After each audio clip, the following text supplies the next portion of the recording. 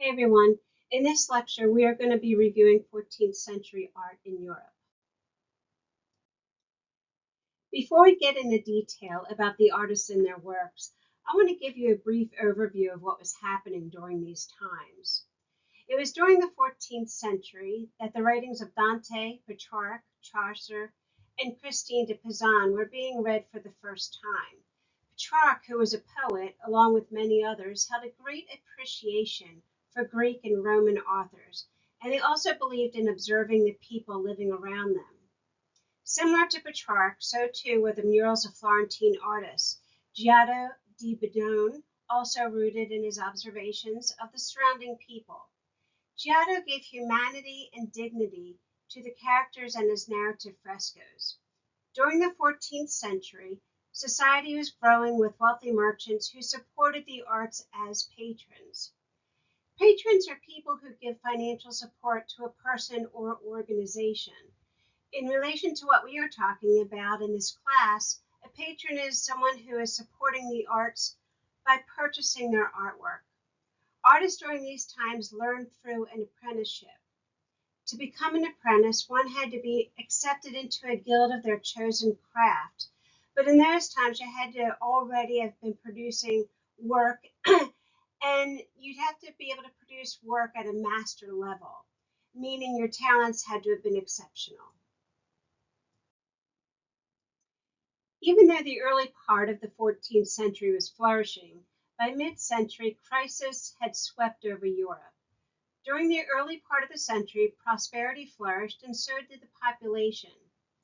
Food production could not sustain the growing population, and on top of that, there was a series of bad harvests. Then, between 1337 and 1453, was the Hundred Years' Wars between France and England. By mid-century, the most horrific plague, known as the Black Plague, had wiped out close to 40% of Europe. Despite the series of catastrophic events, cultural change developed through the rest of the 14th century. Due to the great wealth that was growing in the early part of the century and patronage for the arts, artists became more recognized. Artists in Italy were working freely with nobles, civic and religious bodies, and also wealthy townspeople. The Palazzo della Signoria was a place where the ruling body that governed Florence met. The ruling body at the time was referred to as Signoria, meaning lord. It was a massive fortified building with a 300-foot tall bell tower, and we see that right up here. The building faces a large open square known as a piazza, which would become the true center of Florence, and that open area is right down in front of it. To the right of the Signoria, we see a large loggia, which is an open-air corridor that is covered, which became known as Loggia of the Lancers. This loggia provided some shelter, which became a place where ceremonies and speeches would be performed, and that's right there. This image here is just showing us a little bit better detail of the front and side of the Signoria building. In this image, we see the baptistry doors, representing and titled The Life of St. John the Baptist by Andrea Pisano, who won the prestigious award of being commissioned to create a pair of gilded bronze doors for Florence's baptistry of San Giovanni. These doors show 20 scenes from the title of St. John the Baptist and were completed in 6 years. Here we see a grid of 28 rectangles containing graceful figures encased in decorative patterns. This close-up is one of the scenes from the door, and we can see where it's located on the door right there. And it's titled The Baptism of the Multitude. And it shows St. John baptizing a multitude or several people. The figures stand as if they are on a stage, created by a carved dimension that resembles rocky ground that lifts behind the figures, giving us a mountain landscape. So here's the stage-like setting, and here's the mountain lifting behind them. Now, the dimension of these pieces is enhanced by the detail that is carved into the figures, and the folds in their clothing enhanced by the painted gold gild. Cimabue, who worked in Florence, was one of the first to demonstrate the shift to a more modern painting style. This painting, titled Virgin and Child Enthroned, is dated at 1280. Art historians believe that this was painted for a high altar of a church of Santa Trinita in Florence. This is an egg tempera painted on panel. It's a large piece, being over 12 feet tall, making it one of the largest altarpieces of its time. Here we see the Virgin Mary with child in the upper center, surrounded by angels. Below them are Hebrew Bible prophets. And they're down here. Let me get the highlighter here. So here we see the prophets, the Hebrew Bible prophets, and the angels surrounding Mary and Jesus. Now there's a system of hierarchy that can be seen here. We, the viewer, are looking up at this piece. We are below the Hebrew Bible prophets, then above them are the angels, and at their level, but clearly painted larger, is Virgin Mary and child Jesus. Mary is placed seated on a large golden throne embedded with enamels and gems. The throne can be seen as an architectural framework for the figure, giving the figures their own spaces. All these features bring our eyes to the upper center, giving us the true message of the painting, and that is Mary, who is looking at us, the viewer, gesturing with her right hand at the baby Jesus, who is placed on her lap. Her gesture towards her son is letting us know that he is the path to salvation. One important thing that is worth noting is these painted lights and darks and the three-dimensional form that is given.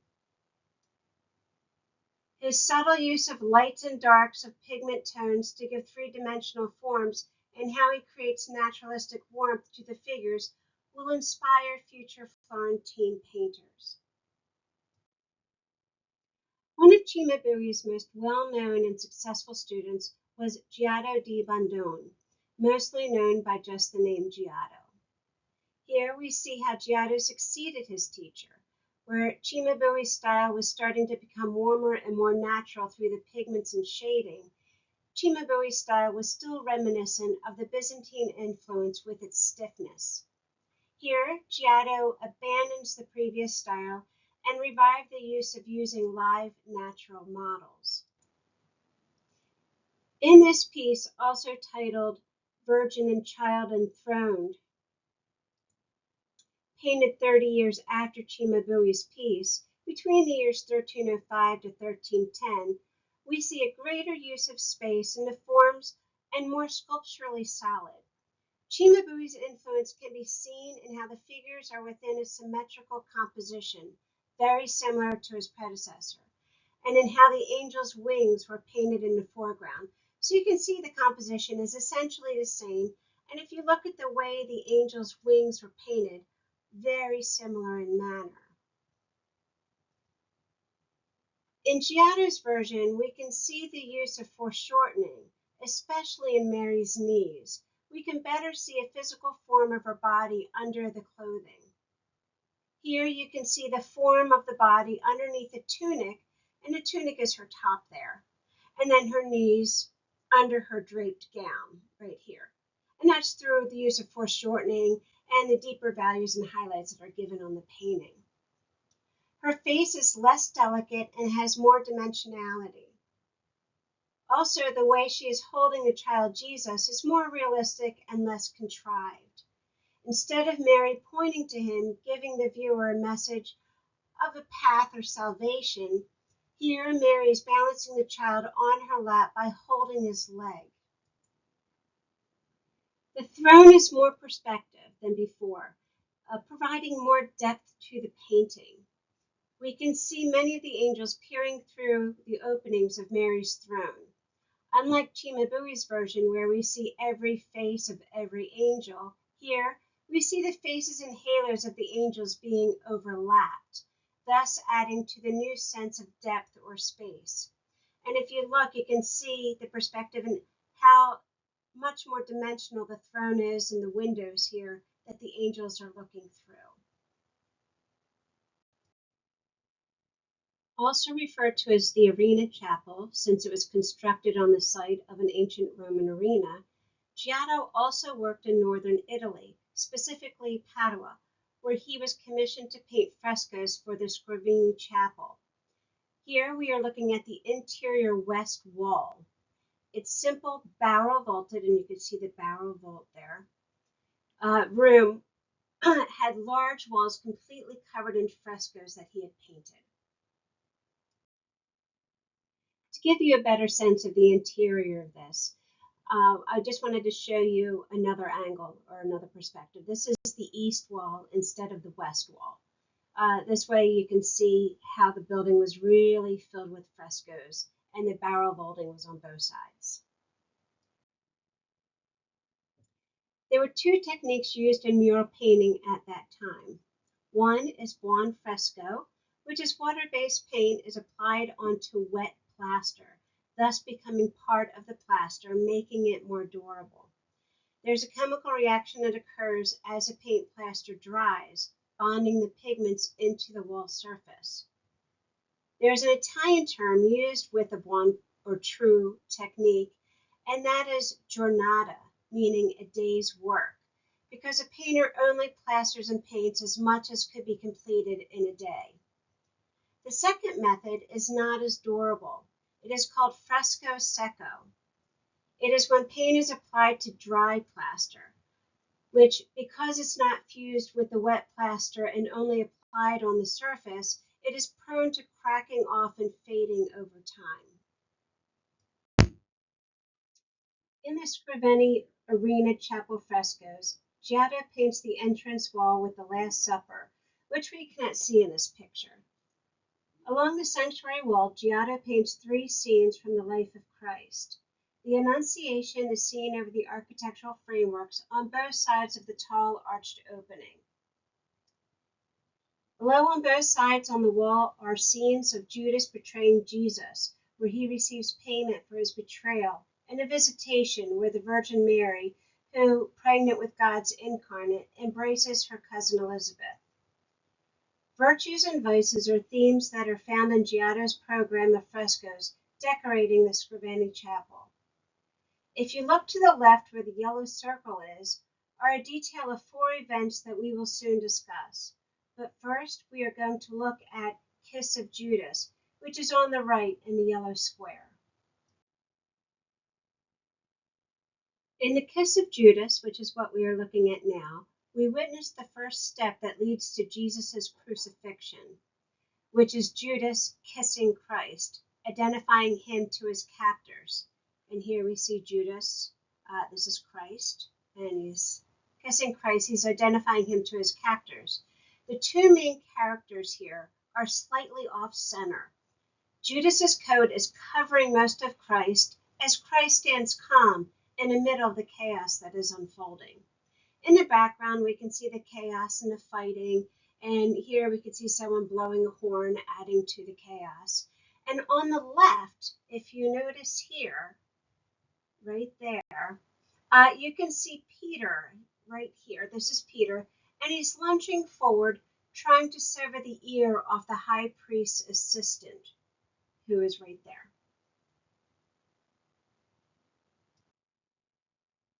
In this detail, we see four events in complete moments: marriage at Cana, raising of Lazarus, lamentation, and the resurrection, also known as Noli me tangere. The top left image is a scene of Jesus turning water into wine at a wedding feast at Cana. The top right is a raising of Lazarus. Okay, so that would be over here. Okay, we see Lazarus being raised here. And on the lower registers on the left, we see Jesus' followers lamenting or mourning over the death of Jesus.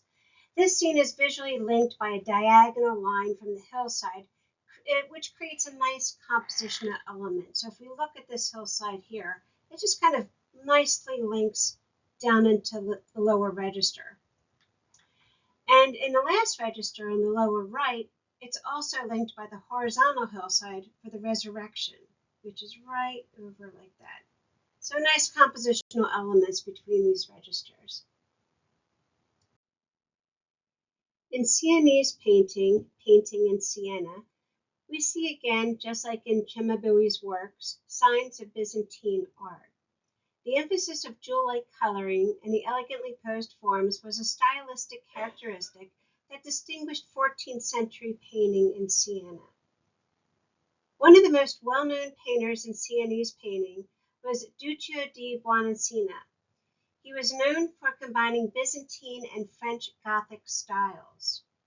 This is titled Maesta. It was made between 1308 to 1311. This is a large altarpiece. The central panel alone was 7 by 13 feet, created by Duccio and his workshop for the Siena Cathedral. Because this piece was to be placed at the main altar in the center of the sanctuary, it would be seen by all sides, so both front and back were painted. In 1771, the Maesta was dismantled and most pieces were scattered to different parts of Siena. The images we see here is a reconstruction of how the altar may have looked. Maesta or Maesta means majesty, referring to Mary and Christ located in the center of the front panel. Here we see the whole thing here. Here's a front, and then over here is the detail of what we're looking at right here. And here's Mary with Christ. Now on the sides are 20 angels and 10 saints, including 4 patron saints of Siena, who are seen in the foreground kneeling. So here we see the 10 saints up top, and then through here you see the 20 angels, and then the 4 patron saints right here, and right there, and there. And they're kneeling in the foreground. Above and below the main image are small scenes of the Virgin Mary's last days. That would be right up top here. And then the infancy of Christ would be down at the bottom, basically the predella, which is referred to as a lower zone of the altarpiece. Now around the base of Mary's throne down here, we could see very clearly, very small, but very clearly, what reads as basically the artist's signature. And that says, Holy Mother of God, be thou the cause of peace for Siena, and the life to Duccio, because he painted thee thus. This piece was very important for its time, so important that on December 30th, 1311, the day the piece was delivered from the workshop to the cathedral, all the shops were closed, and the people of the city participated in a procession with, quote, bells ringing joyously out of reverence for so noble a picture of this. Located on the lower right corner of the back of the Maesta is this scene, Raising of Lazarus. Duccio's representation of the raising of Lazarus contrasts with Giotto's portrayal of the same subject by his use of expressive gestures and charged glances. We could see some charged glances right there, and of course right in here. Here you can see the man closest to Lazarus covering his face from the foul smell and looking intensely forward. The same intense expressions can be seen on the faces directly behind him.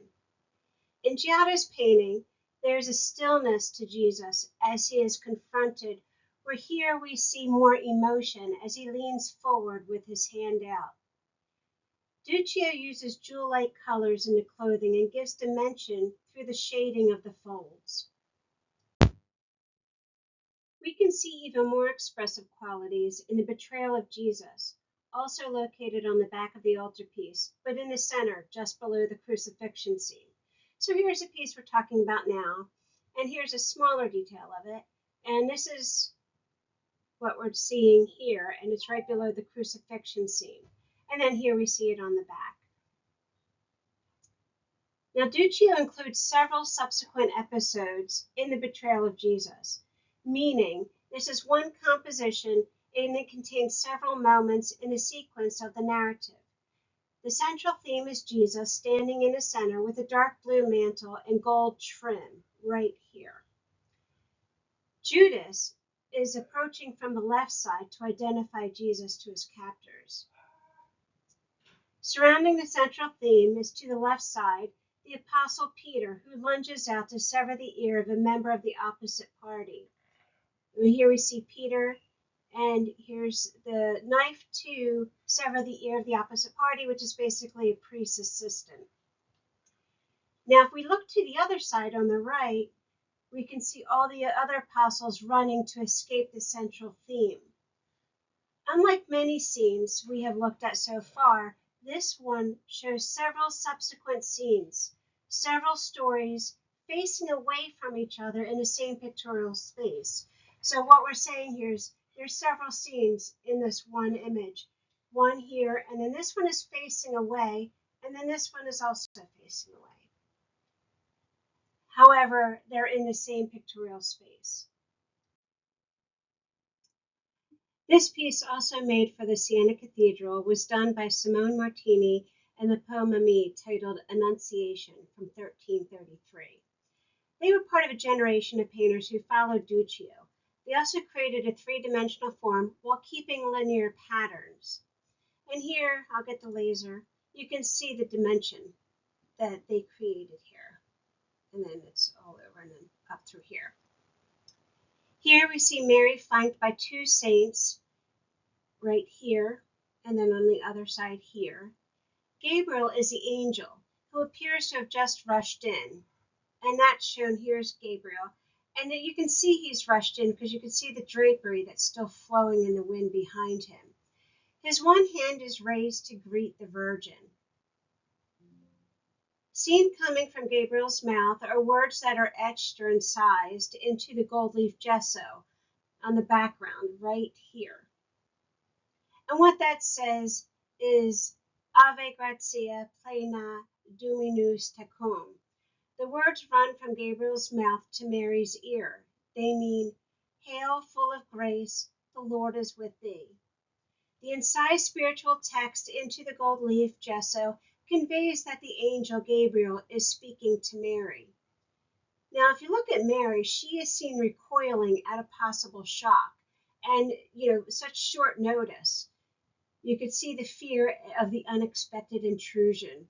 Her hand has her thumb saved in the book, the textbook that she's reading here, and her body seems to be kind of coiled back, and her hand is held up here, and that's seen as an elegant gesture of nobility. One of the most important civic structures in Siena at the time was the Palazzo Pubblico, seen here in its aerial view. Just as the Palazzo della Signora served as the seat of government in Florence, so too the Palazzo Pubblico served as a seat for the government in Siena. Both buildings were fortified structures that sat on the edge of the public piazza. Both have tall towers which keeps their cities visible from a far distance. The Palazzo Pubblico was built between 1297 to 1315. The tower was added on in 1348, which held the bronze bell that would signal important meetings for the ruling council. This image is just a detail showing a better view of the Palazzo Pubblico. Located in Palazzo Pubblico, the city hall in Siena, this is the council room, and it was known as the Sala della Pace. The Council of Siena commissioned Lorenzetti to fresco the city hall with scenes of the government. Lorenzetti painted both good and bad scenes of government on two long walls, and you could see that right down here. These are two long walls right there, and that's what we're looking at right here.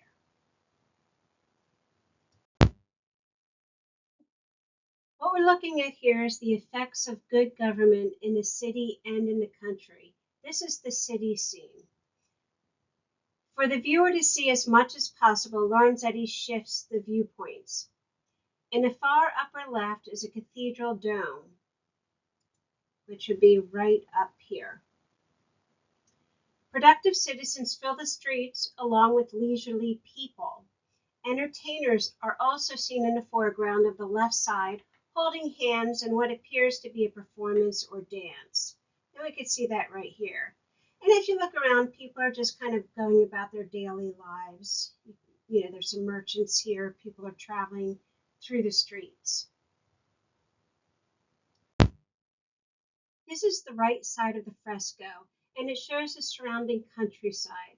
Here we see agricultural activities of various seasons being depicted. Now I want you all to take note of this figure that I circled in yellow in the upper left corner here.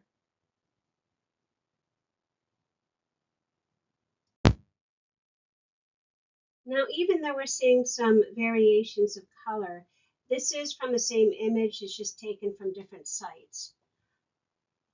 Now, at the top center, separating the country from the city, is where we see this winged woman. This winged woman is holding a scroll in one hand. So if you look at the detail, we can see this woman is holding the scroll in one hand, and in the other hand is miniature gallows with a man hanging.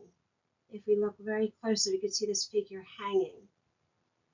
Now this woman represents security. The scroll reads that one can enter the city without fear because she has taken the power of the guilty who would harm them. This fresco is meant to be inviting for visitors. Now we are moving on from Italy, and we are going to look at some work from France. The royal court in Paris had much control over the artwork created in the early part of the 14th century. However, during the Hundred Years' War, the French countryside experienced much civil fighting, and much of the land was ravaged. The war weakened the nobility, and local townsmen took advantage of economic opportunities that came forth. French sculptures were not only created in stone, but they discovered new outlets such as ivory, wood, and precious metals that were many times decorated with gemstones and enamel. These sculptures were often created for wealthy patrons of religious art, for not just churches, but also their homes. Manuscript painters created beautiful and exquisite illustrated books for personal devotions of the wealthy and powerful. There was less grand architectural cathedrals being funded by the church. Instead, they were commissioned of finely detailed chapels and small churches by private patrons. During the 14th century, many nobles and wealthy people wore and carried around what was called a Book of Hours, which was a richly decorated book containing special prayers, palms, offices of Virgin and other saints, and a calendar of feast days. Here we have the Book of Hours of Jean de Rue by Jean Pucelle from 1324 to 1328. Jean de Rue was gifted this book when she was 14 years old from her husband, King Charles IV. The two pages we are looking at now are titled The Kiss of Judas and the Annunciation. Here we see everything created in extreme, eloquent detail, from the fold in the clothing to the curls in the hair. Both poses of Jesus and the Virgin Mary's have the same S-curve or sway. And you can see that here, this S-curve. All right, they have that same sway. Jesus sways back in response to the kiss of Judas. His right hand reaches down to help the high priest, whose ear was just cut off by Peter. Peter cut off the high priest's ear out of a retaliation of Jesus being arrested. We know that the scene takes place at night because someone is holding a lamp in the air. So if we look, we can see Jesus, and he's kind of moving back away from people, but his hand is helping the high priest whose ear just got cut off. And again, we know it's nighttime because it gives us clues. Here we see someone is holding a lamp or a lantern. Now over to the right, we have the Annunciation. And here we see an angel in the lower right holding the enclosure. Right over here, there's an angel holding this entire enclosure. And here's Mary, and here's Gabriel. According to legend, the building was miraculously transported from Nazareth to Loreto in 1294. Also noteworthy, below the Annunciation, according to folklorists, the children are playing Froggy in the middle. The playfulness reflects the joy that is felt from the surrounding angels. And down here is where they're playing Froggy in the middle. The French sculpture of the 14th century was intimate and smaller, requiring closer examination for the viewers. Religious subjects are more emotionally expressive, and the wealthy had artists carve stories of love and valor on their luxury items. Gold, silver, and ivory were popular materials of the time. This piece, titled Virgin and Child from 1324 to 1339, was silver, gold, and enamel. It is a fine example of Parisian goldsmith work. The inscription in the base declares that the statue was donated to the Abbey Church of Saint Denis in 1339 by Queen Jeanne d'Avril, who we just talked about in the last image. And we can see that right down there. Here we see Mary holding an enameled and jeweled fleur-de-lis, the symbol for royal France, in her right hand, and that is right there. And she also holds in her left hand baby Christ, who tenderly reaches for his mother's face. This child's tender gesture is an element that is distinctive of French sculpture in the 14th century. And you can just see how tender that is there. What we are looking at here is a small ivory chest with scenes from court romances. It dates from 1330 to 1350 and is made of elephant ivory and modern iron. It wasn't uncommon for men to give women they desired, courted, or to their soon-be brides small chests with secular subject matter, often about love, carved in them. What we see here is one of only 7 that have survived to this day intact.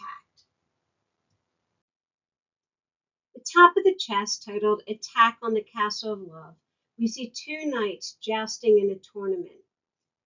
And right here you see this one horse, and here's the opposing horse. Here's the figure with the joust, and here's the other figure. Now on the right side is a scene of 2 women mocking the battle by playfully fighting a knight with long-stemmed roses.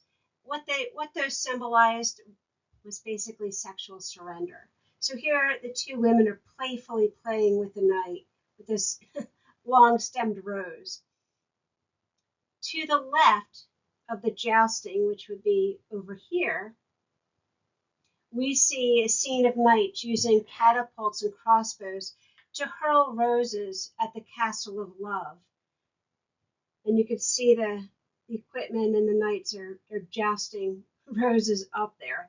And then here we see Cupid, and we know it's Cupid because he's got a wing. And he's playfully throwing arrows and returning fire. This work represents the contemporary taste for personal items, crafted from fine materials and richly decorated with popular subject matter. Looking at the side of this one, and this side is basically over here where we can't really see, and it's a death of a unicorn. It's a story we're going to talk about in the next chapter. But looking at the detail of this one side of the chest, you really get a sense of the intricate carving and detail. Now we're moving into England, and we're going to be talking about architecture. And just before and in the early part of the 14th century, Gothic architecture, also known as decorative style, developed. One of the best examples of this is Exeter Cathedral from 1313. Thomas of Whitney was a master mason for the Exeter Cathedral.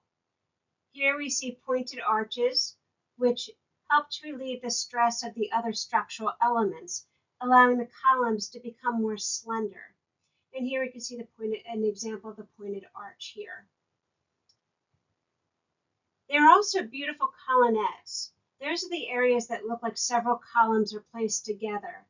The cluster of the colonnettes, which would be right here, is echoed in the pointed arches, adding to the elaborate beauty of the building. Here we can see the vault ribs. The basic structure is the four-part vault. There are 13 ribs, which meet at the top of the vault up here, and it's 69 feet above the ground. Characteristics of Gothic architecture: pointed arch, ribbed vault, flying buttress, bigger windows, taller buildings stretched vertically, rose window, and it appeals to emotions and the dramatic. The designer added additional ribs called tiercerons to create a more linear and richer pattern.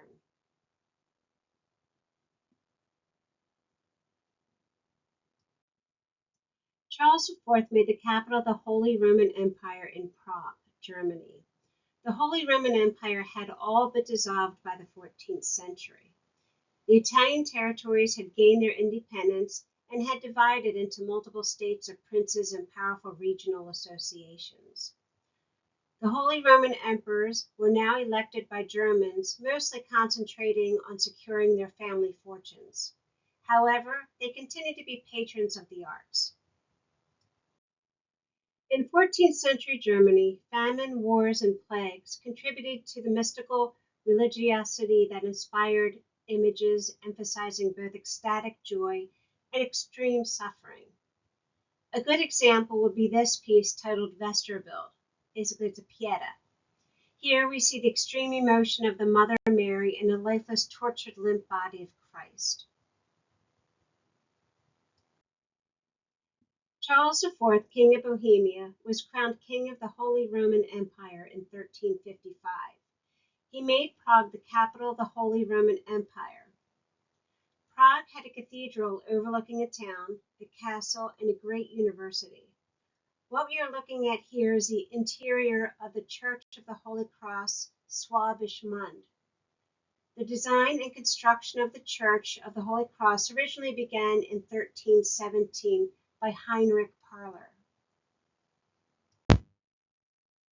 In 1351, his son Peter joined and designed the choir. The Parler family's introduction of intricate patterned vaults that unified interior spaces dominated Central European architecture during the Renaissance. This last image we're going to look at from the chapter is titled St. Luke by Master Theodoric from 1360 to 1364. This is paint and gold on panel and is in the Karlstein Castle. The castle contains 130 paintings of saints serving as reliquaries, with relics inserted into the frames. St. Luke is a patron of saint and painters.